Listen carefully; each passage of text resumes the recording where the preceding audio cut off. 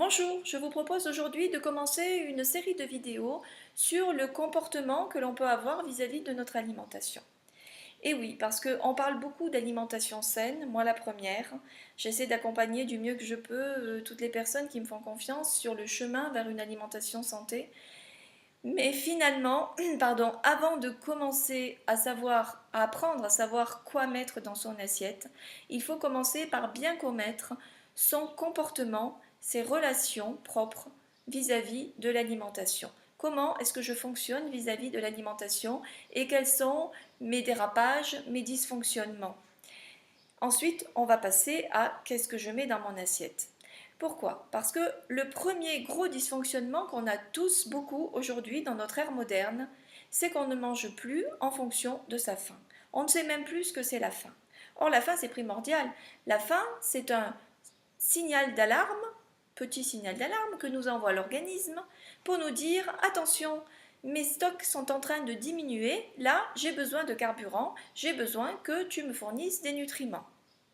Or, de nos jours, on ne va jamais attendre le signal de la faim pour manger. D'ailleurs, la plupart du temps, on ne sait pratiquement plus ce que c'est le signal de la faim. On va confondre les signaux de faim avec d'autres signaux qui ne sont absolument pas de la faim.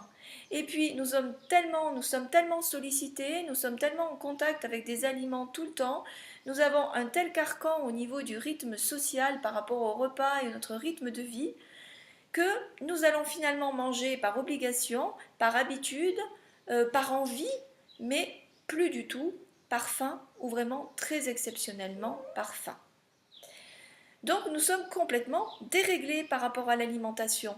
Et là, on est dans le comportemental, on n'est pas du tout dans quel type d'aliment, pourquoi, qu'est-ce qui est sain, qu'est-ce qui n'est pas sain.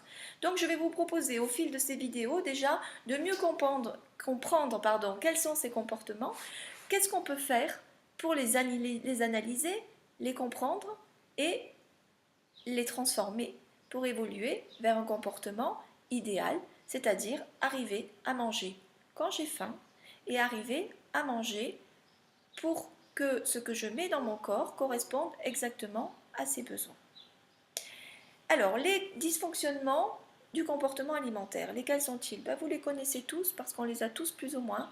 Ça va être quoi? Ça va être les addictions, ça va être les pulsions, compulsions, ça va être le fait de manger beaucoup en grosse quantité, de ne pas avoir de sensation de satiété ou de stop. Ça va être les grignotages incessants. Ou ça va être, oui c'est surtout ça, les grignotages incessants, parce qu'il y aura des personnes qui vont peu manger au repas puis qui vont grignoter ensuite dans la journée. Alors, une fois qu'on a identifié ça chez soi, déjà il faut faire un premier constat. Moi, quel est mon profil? Qu'est-ce que je fais vis-à-vis de l'alimentation qui peut correspondre, enfin qui ne correspond pas à un comportement normal vis-à-vis de l'alimentation. Ensuite, il ne faut pas se mettre surtout dans une situation où on va se priver, parce que finalement on le sait, la plupart des gens qui grignotent ou qui mangent trop, ou qui ont des envies tout le temps, ou qui ne savent pas se contrôler, en ont conscience. D'ailleurs, ils ont l'impression de ne pas pouvoir se contrôler. Et du coup, ils se mettent dans une situation d'essayer de se contrôler tout le temps. Donc ils ne vont pas profiter de ce qu'ils font, mais en même temps, ils vont essayer de se forcer à faire mieux. Et ils sont toujours tiraillés entre moi je fais pas bien, mais je voudrais faire mieux, mais j'y arrive pas. On va passer par des phases où de temps en temps on arrive à être sous contrôle et on va se mettre dans une situation de régime, de privation, de contrôle, mais ça ne peut pas durer, c'est quelque chose qui ne fonctionne pas. L'homme est programmé pour manger quand il y a à manger et pour faire face justement dans l'histoire de l'humanité, on a eu régulièrement des périodes de privation, des périodes de famine ou de disette et on est programmé pour pouvoir y résister, mais on doit ensuite compenser ces périodes-là. C'est-à-dire que quand il y a à manger, on mange beaucoup, et puis il y a des périodes où il y a peu à manger, on mange moins. Aujourd'hui, dans notre ère moderne, on a à manger tout le temps. Donc si on a des envies tout le temps, si on mange par compulsion, par addiction, on va manger trop, tout le temps, au-delà de ses besoins, au-delà de sa faim. Et si pour répondre à ça, on se met dans cette situation de privation, de régime et de contrôle, eh bien automatiquement, le corps va mal le vivre, il va se mettre en système de résistance, de survie, et dès que c'est terminé, il va nous pousser à stocker, à compenser cette période-là, et c'est pour ça que les régimes et les périodes de contrôle et de privation ne fonctionnent absolument pas. Donc, une fois qu'on sait comment on fonctionne, une fois qu'on sait que notre souci, ça va être le grignotage ou l'addiction à tel aliment, ou le fait de ne pas savoir s'arrêter sur d'autres aliments, eh bien, on ne va surtout pas essayer de se contrôler et de se mettre dans ces périodes de régime. Parce que ça, c'est voué à l'échec complet et on va se mettre dans des périodes où on va faire le yo-yo. Et là, on met en danger sa santé directement en passant par des problèmes de surpoids, inévitablement. Donc, on identifie sa façon de fonctionner. Une fois qu'on a identifié cette façon de fonctionner, évidemment, on va identifier les aliments qui sont concernés. Il va y avoir des grandes catégories d'aliments qui sont des aliments toxiques qui sont concernés par ces déviances-là.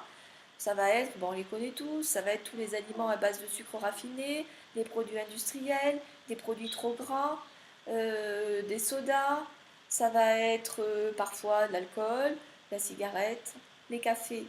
Essentiellement, ça va tourner autour de ça. Mais on peut avoir aussi ce genre de comportement, un peu de dysfonctionnement vis-à-vis des aliments, même si c'est des aliments santé.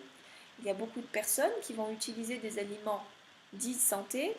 Les premiers et les plus fréquents, ça va être tout ce qui est fruits secs ou oléagineux. Donc fruits secs, ça va être dattes, raisins secs, abricots secs ou fruits déshydratés. Les oléagineux, amandes, noix, noix de cajou, noisettes, etc. Et comme c'est des aliments santé, on va en user, en abuser, grignotage, manger en trop grosse quantité, ne plus savoir s'arrêter, faire des boulimies avec ces aliments-là. Évidemment, c'est un moindre mal par rapport à une boulimie de bonbons, mais ça reste quand même un dysfonctionnement au niveau de l'alimentation et de notre comportement alimentaire. Donc, première chose, on fait un constat. Quels sont mes comportements qui dysfonctionnent? Sur quel type d'aliments? Ensuite, il va falloir se demander pourquoi.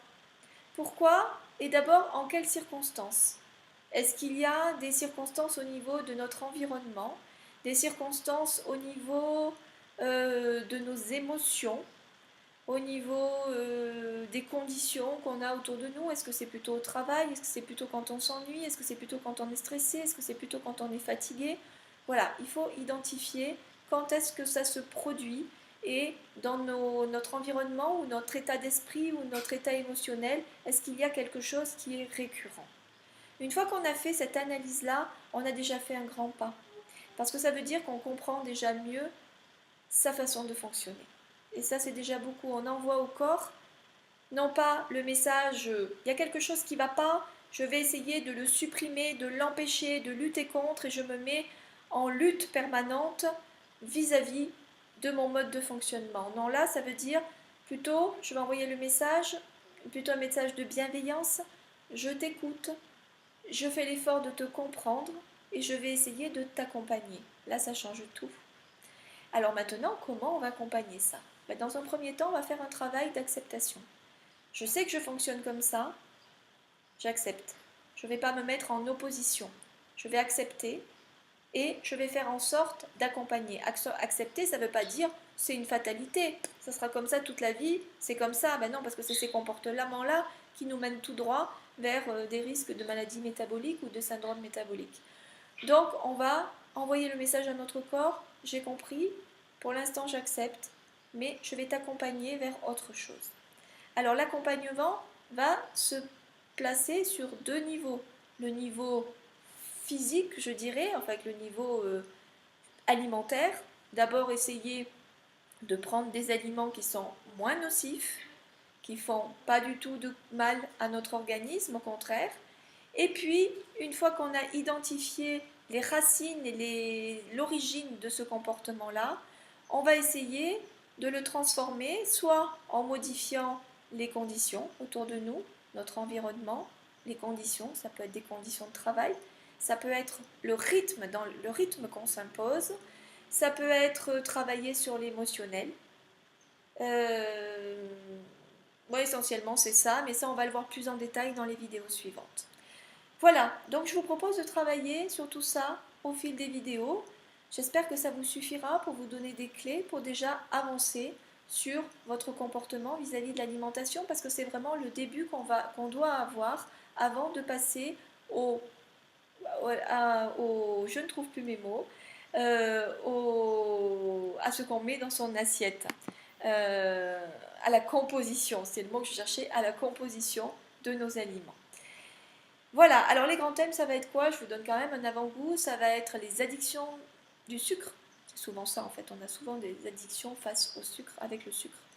Les comportements compulsifs et les émotions, et les grignotages. Et puis en dernier lieu, je vous ferai une petite vidéo sur qu'est-ce que c'est que la vraie faim, comment on arrive à s'y reconnecter, à comprendre ses vrais besoins. Ça c'est tout un chemin, mais une fois qu'on en a parlé, ça donne des pistes pour travailler et avancer dans ce sens-là. Voilà, je vous dis à très vite.